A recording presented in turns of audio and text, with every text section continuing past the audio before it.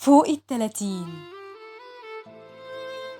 بعد ما حبيت وصاحبت وكرهت، بعد ما حزنت بحرقة وضحكت بهستيريا، بعد ما اتزنقت في الفلوس وبعزقتها، بعد ما اتنصفت واتغريت واتظلمت ولبست في الحيط، اكتشفت ان السعادة موجودة في الحاجات العادية، الابتسامة والهدوء والنوم بدري، نسيم الفجر وصوت الراديو، الخروجات العادية مع الناس العاديين اللي بحس معاهم بأحاسيس عادية، وكلامنا مع بعض بيبقى عادي، لا متزوق ولا في وعود نارية وتصريحات عنترية. ما بقتش بنبهر بالناس، أنا كمان بطلت أحاول أكون سوبر واو.